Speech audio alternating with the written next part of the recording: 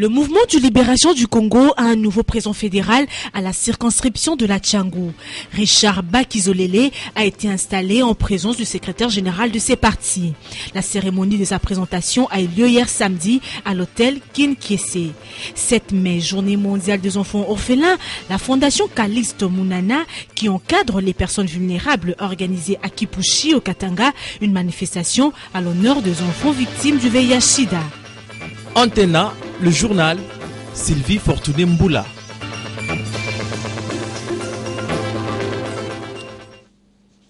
Bonsoir mesdames et messieurs, bienvenue à cette grande édition dominicale sur Antenne A, la chaîne de référence. Un intervenant dans ce journal, John Gombois, directeur des informations Antenne A, va venir nous parler du contrôle parlementaire de cette semaine. Encore une fois de plus, bonsoir. Les rideaux de la 19e édition de la Ligue nationale de football Linafoot sont tombés ce dimanche 11 mai 2014 avec 2 rencontres. D'abord au stade Tata Raphaël de Kinshasa, l'association sportive V-Club a trébuché devant le tout-puissant Mazembe sur le score éthique d'1-0 et le même résultat a sanctionné la rencontre. Le cercle sportif d'Ambosco qui a perdu devant le Sangabalende Wabasantu Wabangelou après le play-off. Le tout-puissant Mazembe est sacré champion de cette édition et sera accompagné de Sangabalende à la Champions League de la CAF. La saison prochaine, quant aux Dauphins Noirs, ils représenteront la République démocratique du Congo à la Coupe de la CAF. Après 5 jours de travail intense, les experts du gouvernement, ceux du mécanisme national de suivi, les délégués de la société civile ainsi que des partenaires au développement ont produit un document de référence sur les engagements souscrits par la République démocratique du Congo sur l'accord cadre d'Addis Abeba. Suivez ce reportage. La République démocratique du Congo vient de franchir une étape importante de son histoire avec la tenue de cet atelier qui a réuni 150 délégués venus réfléchir sur la mise en œuvre de l'accord cadre d'Addis Abeba. Après 5 jours de travaux en atelier, les participants partagent désormais une compréhension commune des enjeux ainsi que des engagements nationaux, régionaux et internationaux de l'accord cadre. Ainsi, la RDC vient d'être dotée d'un document de référence grâce à la contribution et l'expertise de chaque groupe thématique. Nous allons pouvoir, au niveau du gouvernement, nous assurer que tous les engagements, l'ensemble de ces engagements qui ont été pris à Addis Abeba, non seulement vont être mis en œuvre, qui les met en œuvre, à quel rythme cela se fait, de manière à ce qu'il soit clair, dans ce qui concerne la République démocratique du Congo, dans son propre intérêt. Les acteurs de la société civile et les partenaires au développement qui ont pris part active à ces travaux auront pour rôle de faciliter l'appropriation du processus d'élaboration des critères de suivi et permettra de réaliser un plan d'action réaliste. Ces recommandations des présentes assises seront transmises au comité de pilotage pour validation. Et puis le mouvement de libération du Congo, les partis chers à Jean-Pierre Bemba, a procédé à la présentation officielle de l'installation du président fédéral AI de la circonscription de la Tchangou. Il s'agit donc de Richard Bakizolele Mpolo. La cérémonie a eu lieu hier samedi à l'hôtel Kinshasa dans la commune de Kimbanzeke en présence du secrétaire général du parti Thomas Louaka ainsi que d'autres membres. Suivez ce reportage d'Africa Mujinga. C'est devant une foule composée de vieux, jeunes, députés et sénateurs, cadres et membres du mouvement pour la libération du Congo MLC de Jean-Pierre Bemba Gombo que le député provincial Richard Bakizolele Mpolo a été installé et présenté en qualité du président fédéral AI du MLC Tchangou 1. Transporté par un chipoy, Richard Bakizolele dit Maya Tchangou a fait son entrée dans la salle des réunions. Il a trouvé les mots justes pour remercier son président national, Jean-Pierre Bemba Gombo, et ses collaborateurs pour les choix portés à sa personne. Et je remercie Pierre Bemba Gombo. Et je remercie le secrétaire général. Je remercie également le président interfédéral. Je ne peux pas oublier mon président fédéral, l'honorable Fidel Babala, qui m'a de la confiance, parce qu'il m'a fait confiance de m'avoir confié cet intérim. Et je promets à tout mon parti que le parti ne sera pas déçu. Le rapporteur de l'Assemblée provinciale de Kinshasa va assumer désormais l'intérim du président fédéral du MLC Tchangou 1 en remplacement du député national Fidel Babala, autrement dit Tatalo Pango, incarcéré à la CPI. Face aux enjeux du moment, nous sommes obligés d'implanter davantage les partis au niveau des RI dans le but de rapprocher les dirigeants des administrés. L'occasion faisant les larrons, le secrétaire général du MLC, Thomas Loaka, et d'autres cadres du parti venus à la cérémonie ont profité pour exhorter le militant à garder foi en Dieu et l'idéologie du parti MLC. Et nous vous proposons maintenant la page rétrospective dans une sélection d'Endaye Ilambouchi.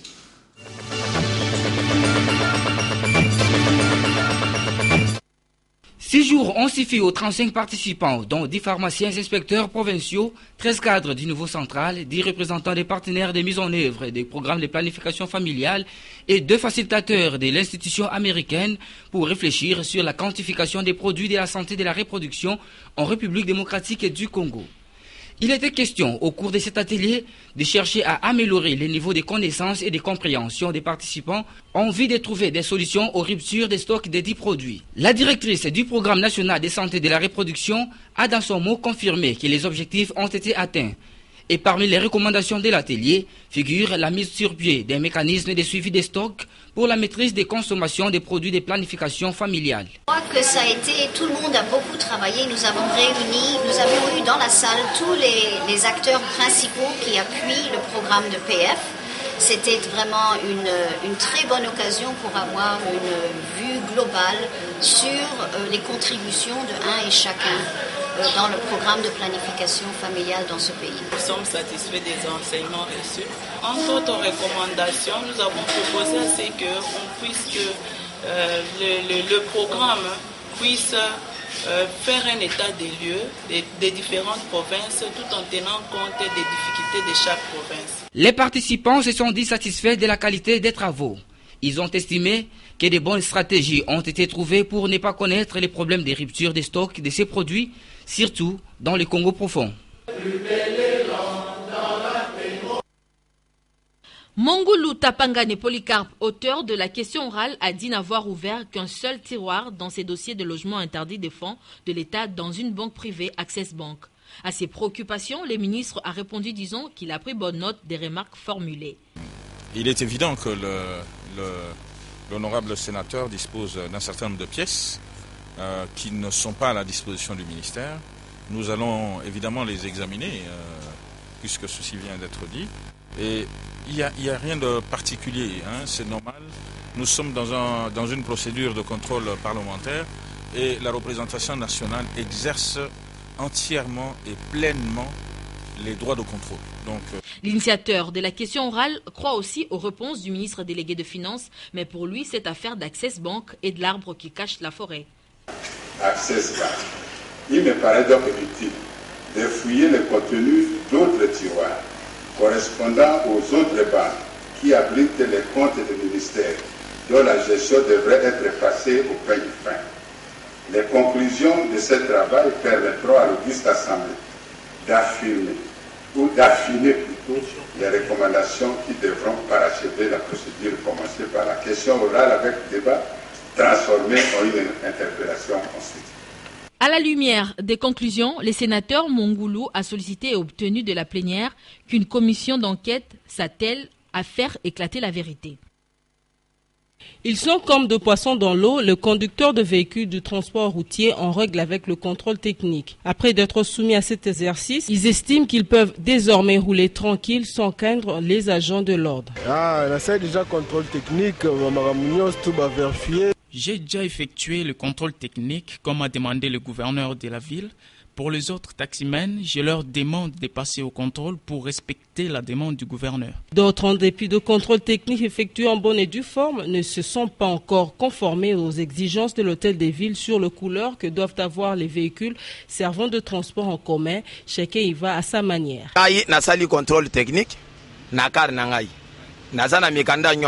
J'ai eu effectué les contrôles techniques, j'ai tous les documents en ordre. Et pour la couleur, Je préfère la couleur du bus Transco. Les usagers de bus, taxi-bus et autres véhicules ne sont pas encore restés indifférents à la décision du gouverneur de la ville. Ils se plaignent de nouvelles difficultés de transport occasionnées par l'expiration du moratoire accordé aux transporteurs. Ils espèrent que le gouverneur puisse leur accorder un deuxième moratoire et que le gouvernement doit augmenter le nombre de bus pour faciliter le transport en commun. Dans son adresse devant les élus de sa province, le gouverneur Jean Kamisendou a retracé les différentes étapes de l'organisation du festival Kinkester Emenia. Le numéro 1 de l'exécutif provincial a fait état de 26 morts comme bilan définitif des incidents survenus dans la nuit du 23 au 24 avril 2014. Il a tout de même salué la bravoure de la police nationale congolaise. L'ensemble de ces activités devrait se dérouler conformément au programme harmonisé. Programme harmonisé après plusieurs séances de travail le vendredi 18 avril par une délégation du gouvernement provincial conduite par le ministre de la Culture et des Arts, le professeur Cessel, et celle des députés provinciaux élus de la ville de Kikwit. Il a été validé par les deux parties le dimanche 20 avril. Pièces faisant foi vous seront remises si besoin. Conformément donc à ce programme, toutes les délégations étaient arrivées à Kikwit le mercredi 23 avril. Toutes les activités de la matinée et de l'après-midi de ce jeudi 24 avril se sont déroulées dans la convivialité. Jean Kamisendou s'est félicité de cette initiative car Kinkester méritait cet hommage. Il a remercié le chef de l'État et le gouvernement central pour l'implication dans les secours apportés aux victimes. Jean Kamisendou a été ovationné par les élus et la population qui l'avaient accompagné. 9 mai 2012, 9 mai 2014, l'an 2 du gouvernement Matata avec ses prédécesseurs premiers ministres. Et le jardin de la primature change de nom. Je souhaite dire merci à tous les anciens premiers ministres, ceux qui sont décédés et ceux qui sont vivants et qui ne sont pas avec nous aujourd'hui. Michel Lachenko, ambassadeur de la Belgique, dévoile les bustes des anciens gouverneurs généraux du Congo belge. Les premiers ministres présents dévoilent aussi les leurs.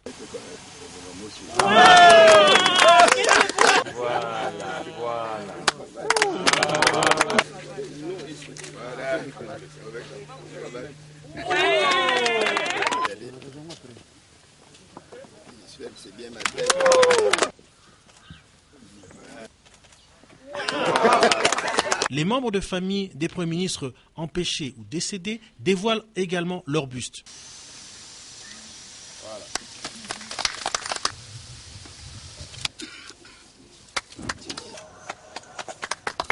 L'ancien Premier ministre Singa Oudjou a quelques mots de reconnaissance. Moi, personnellement, le Premier ministre a pu montrer ici qu'un peuple sans histoire, qu'on a dit tout à l'heure, est un peuple sans âme. Il y a des gens qui l'ont précédé. Matata Pogno a reçu le 7 mai dans l'après-midi les lauréats journalistes du bal de la presse du 3 mai 2014. Il a également échangé avec Ralph Moss, vice-président de Seaboard Company, firme spécialisée dans la production d'œufs et de farine, ce 8 mai 2014. Lumbashi est la prochaine destination des investissements de cette entreprise. Matata Pogno a fait le même 8 mai 2014 une visite d'inspection au domaine agro-industriel et présidentiel de l'Ansele. Celui-ci a été relancé par la firme israélienne LR Group.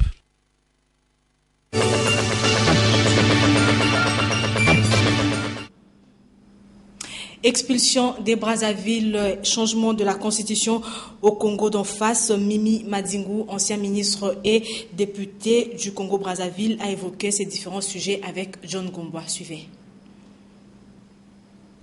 Député élu des Brazzaville, Mimi Madingu pense que les expulsions des RD congolais pouvaient être évitées par les gouvernements de Brazzaville. Donc c'est un problème de méthode et d'efficacité dans la prise en compte des flux migratoires. Et de toute façon, entre les deux pays, la migration, elle est où? Il y a simplement que ceux qui doivent résider ici, ils doivent être en règle. S'ils veulent faire des activités, ils doivent être déclarés. Mais c'est les clandestins qui devaient être en cause. Or, j'ai cru comprendre que c'est un petit peu tout le monde qui est entré dans l'eau. Réagissant sur l'autre actualité au pays des Sassou Nguesso, les députés est convaincu que le changement des constitutions est une fausse solution à un vrai problème. Malheureusement, que dans notre pays, nous sommes à 16 constitutions depuis 1960, c'est-à-dire que c'est une constitution tous les 3 ans et demi, tous les 42 mois. Ça pose problème. Pourquoi une telle instabilité institutionnelle si c'est la Constitution qui devait poser problème?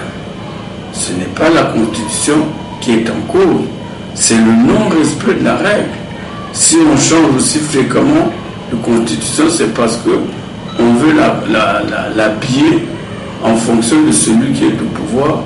Selon la Constitution actuelle au Congo-Brazzaville, le président Sassou ne devrait plus se représenter à l'élection présidentielle. Obtenu par Antenne A, au terme du sommet sur le genre dans les médias, les trophées de meilleure performance a été présenté le vendredi à la rédaction et à la direction générale de cette entreprise médiatique. Suivez ce reportage de Magali Sissi.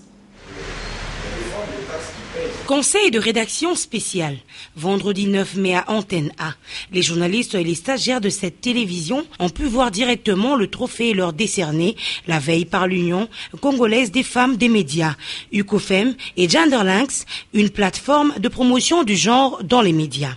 Présenté aux journalistes par John Gombois, directeur des informations de cette télévision. Ce trophée de meilleure performance couronne les efforts fournis par la chaîne de référence dans la promotion du genre dans les médias. À titre indicatif, plus de 60% du personnel de Antenne A est constitué des dames et 2 journalistes sur 3 sont également des femmes. Après avoir été centre d'excellence, l'année passée, Antenne A est donc passée au niveau supérieur de meilleure performance, ce qui constitue un engagement ferme et une satisfaction de la direction générale de cette entreprise médiatique. Aussi, le directeur général Omri Harel a reçu avec plaisir ses 2e trophées des mains du directeur des informations. Omri, comme on l'appelle affectueusement ici, a réaffirmé sa détermination à soutenir les initiatives féminines à Antenne A. À l'occasion de la Journée mondiale des enfants orphelins du VIH, célébrée le 7 mai de chaque année, la Fondation Caliste Mounana, basée à Kipushi, a organisé une manifestation à l'honneur des enfants vivant avec VIH. Quel encadre la cérémonie s'est déroulée en présence de plusieurs personnalités, tant civiles que militaires. Le grand format que vous propose dans Momat. À l'occasion de la Journée mondiale des enfants orphelins du sida, la Fondation Calixte Mounana, qui s'occupe des vulnérables, a réuni d'une part les personnalités tant civiles que militaires et d'autre part les orphelins vivant avec VIH-Sida pour ensemble célébrer cette journée. Et c'est dans la cité de Kipushi, à 30 km de Lubumbashi au Katanga, base de la Fondation, que cette manifestation a été organisée. Au cours de cette cérémonie, les enfants ont su émouvoir le cœur grâce à leurs poèmes. Oh Sida, d'où viens-tu, toi maudite maladie? Est-ce une maladie, une malédiction, un mythe, un mystère? D'où viens-tu, toi, maudite maladie? Que dois-je faire pour te faire sortir de ma vie? Je suis tellement découragée. Je me sens humiliée et rejetée par tous et pointée du doigt à travers les rues. Malgré ces sombres tableaux, l'espoir est cependant permis. Une chose me rassure, et qu'il y a de l'espérance pour ceux qui vivent orphelins et victimes du VIH-Sida. On m'a dit qu'il y a la Fondation Calixte Mounana qui s'occupe des enfants orphelins. Cela fait plus de 2 décennies que la Fondation Calixte Mounana ne ménage aucun effort pour donner un sens à la vie de ces enfants victimes du VIH-Sida par la scolarisation, l'éducation à la vie ainsi que l'épanouissement. Comme en témoigne ce spectacle, les efforts consentis par Calixte Mounana, initiatrice du projet, sont bien palpables.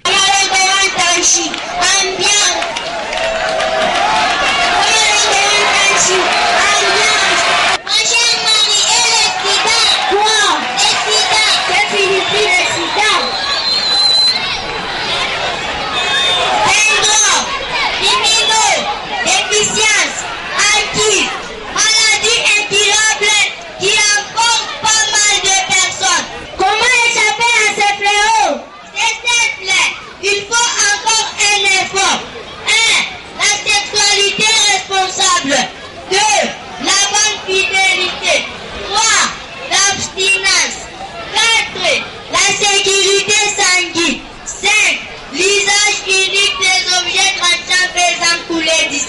Émue, Nathalie Aziza Mounana manque de mots. Je voulais juste vous remercier que vous dites que je n'ai pas de mots. Si je vous vois présent ici, c'est pour m'encourager à cette lutte. Il n'est pas seulement la lutte pour la Fondation Calis Mounana. Je pense que chez vous, il y a quelqu'un de juu ya watoto wetu. Naweza kusaidia kabisa juu mama katishikie. Naweza hii kuona hii fondation ya Shebonia. Juu watoto mzee témoignage ya baba pale ya mama. Ni pesa maombi yenu. Il est vrai que mimi sitaisha. Mais Mungu atasaidia ni kukuzi. Naweza kama kila mtu si chaque personne fait sa part. Tutagagner une belle famille, ma cellule familiale, et puis mon quartier, et puis mon petit, ça que mon petit, mon petit. Nous, comme ça a été de malade, elle est à comprendre. Dans ma paix, dans le pays, tout, regarde une bonne, on va sentir. La défense des droits des orphelins, tel est le leitmotiv que s'est fixé Nathalie Aziza Mounana et sa fondation. En sport, la 19e journée mondiale d'athlétisme a été célébrée avec faste en République démocratique du Congo. Nous vous proposons de suivre les propos du président de la Fédération congolaise, FEACO. Bienvenue, Matenda. Il est au micro d'Endaye Ilambouchi. Je constate qu'avec joie que le plan d'action que nous avions présenté lors de notre avènement à la tête de la Fédération s'est fait exécuter. Et à l'issue de cette journée internationale d'athlétisme, nous avons détecté et déniché certains talents qui seront présentés non seulement à la nation congolaise, mais aussi sur le plan international. Donc bref, pour moi, c'est un sentiment de joie. Je l'avais dit tantôt, il y a longtemps, la discipline avait quasiment disparu. Mais pour le moment, avec cette journée, nous relançons les activités à travers la République. Et je tiens à dire que non seulement à Kinshasa que cette journée est célébrée, mais aussi et surtout à travers toute la République. Si vous appelez aujourd'hui le Lubumbashi, on vous dira qu'on est en train de célébrer cette fête. Vous appelez Bukavu, vous appelez Goma, etc. À travers toutes les 11 provinces, cette journée est célébrée. Bon, nous sommes très organisés. Non seulement nous avons la direction technique, mais nous avons aussi la direction médicale. Nous avons un corps médical représenté par Dr Lovi et ses 2 suppléants. Et voilà, nous allons faire en sorte que l'enfant soit pris en charge. Et donc c'est tout à fait normal que pendant les activités, qu'on puisse constater cela, non seulement au niveau d'athlétisme, mais aussi dans d'autres disciplines, on connaît. Bref, soyez rassurés que non seulement que la fédération est organisée administrativement, mais elle est aussi organisée techniquement et médicalement. Ah ben heureusement que le terme est bien lâché, l'ancien comité. Nous n'avons qu'une seule ligue, la ligue d'athlétisme de Kinshasa, dirigée par M. Bedouin Guindou. C'est celle-là qui a été valablement représentée. Et donc il n'y en a pas 2, il y a l'unique et indivisible. C'est confirmé, la République démocratique du Congo va organiser au mois de décembre prochain le circuit Prism Money au tournoi futur qui fait gagner de points aux tennismen des différents pays. L'annonce a été faite ce jeudi 8 mai au cercle de Kinshasa à Gombe. Afrika Mujinga et Rigo Moulopo pour le reportage. Une bonne nouvelle pour les amoureux de la petite balle jaune. Les tennisman de la République démocratique du Congo seront honorés par les tennisman internationaux qui viendront participer au circuit Prize Money, un tournoi futur qui fait gagner de points aux tennisman pour participer dans des grands chelems tels les cas d'Open d'Australie. En effet, cette décision ressort de la réunion tripartite entre la Fédération congolaise démocratique de lawn tennis, FECODELAT, représentée par le secrétaire général Georges Kochi, l'expert de la Fédération internationale de tennis en la personne de Michel Rissani et les sponsors de l'événement, la Banque commerciale du Congo, représentée ici par le président du comité de la direction, M. Yves Kippers. Le tournoi futur serait organisé dans le cadre du cercle de Kinshasa, pour lequel M. Rissani, le représentant de l'ITF et de la Fédération internationale, a salué la beauté d'une part, mais aussi la qualité des installations, en disant que c'était un atout indéniable par rapport aux pays concurrents qui nous entourent et qui organisent également des tournois futurs. Ça, c'est une première chose. La deuxième chose, nous avons évidemment parlé budget, parce que c'est important, de voir comment nous pourrons rencontrer cette exigence-là. Je ne pense pas que ce soit un souci majeur. Et la troisième chose, nous avons pu parler d'organisation en tant que telle, sachant que c'est l'ITF qui prend en charge l'organisation sous l'angle technique. Nous prendrions l'organisation sous l'angle logistique. Ça, ce sera notre responsabilité. Il convient de rappeler que c'est une première en République démocratique du Congo, ce genre d'événement. Ce circuit s'est fait en 2 étapes dans un même pays, va débuter au mois de décembre prochain à Kinshasa et la deuxième phase aura lieu à Lubumbashi. J'annonçais donc John Gomboa au début de ce journal. Il va nous parler du contrôle parlementaire cette semaine. Bonsoir John. Bonsoir Sylvie, heureux de te retrouver encore ce dimanche. Merci chef, le plaisir est partagé. John, j'allais dire. Cette semaine a été marquée par le contrôle parlementaire. Que peut-on en retenir? Ben voilà Sylvie, je pense que dans la rétrospective, certainement le téléspectateur a pu se rendre compte que nous avons sélectionné expressément un reportage sur le contrôle parlementaire de manière express, c'est-à-dire celui relatif à l'interpellation du ministre des Finances.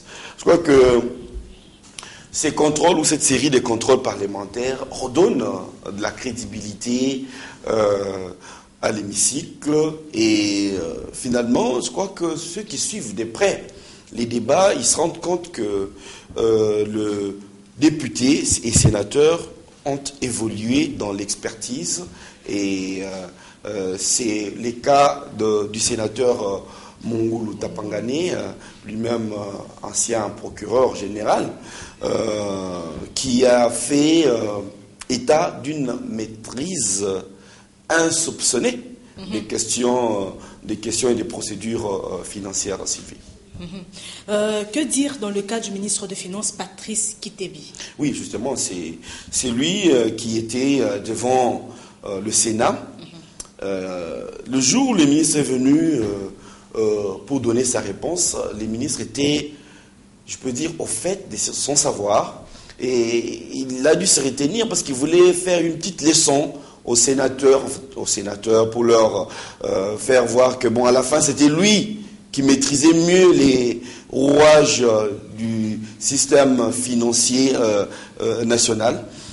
Mais je pense qu'il a eu aussi en retour une très belle leçon.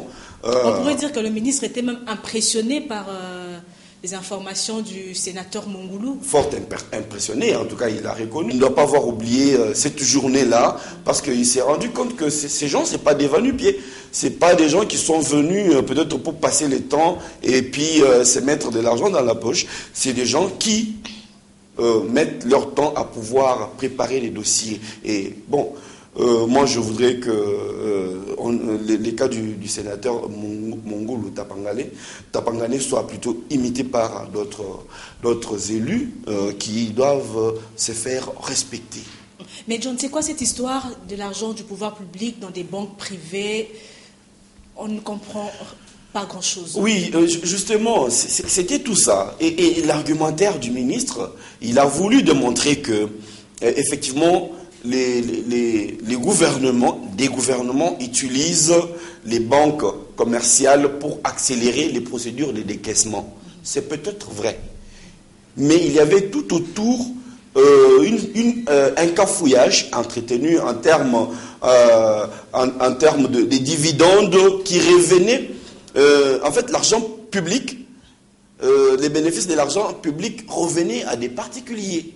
Et il y avait une magouille, autant le dire comme ça, que les sénateurs a mis à jour, et ça il faut les féliciter pour cela, et voilà que cette interpellation s'est transformée en commission d'enquête. Je pense que si les propos du sénateur sont avérés, il faudrait en arriver à la démission du ministre, par exemple, à moins que les gouvernements ne démissionnent déjà entre-temps. Hein, mais ça, c'est des choses qui, dans un pays normal, eh bien, écoutez, on pense c'est clic et c'est clac, question de dignité et d'honneur. Merci, John.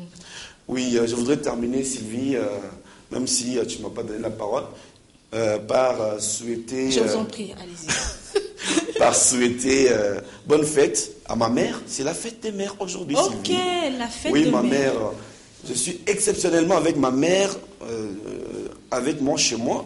Exceptionnellement, ça n'arrive pas tous les jours depuis que j'existe, je crois. Eh bien, j'en profite pour lui souhaiter bonne fête des mères à ma mère Bamba Vimputu Marie-Thérèse. Et donc, je serai à la maison tout à l'heure pour qu'on puisse arranger tout ça en famille. Et bonne fête à ma mère Henriette Mboula Ngonda, pourquoi pas à toutes les mères du monde. Merci John d'être venu, c'était un plaisir pour nous de vous recevoir. Merci. Ce journal est terminé, le prochain c'est demain à 7h. Merci de nous avoir suivis, excellent suite de programme sur nos antennes, au revoir.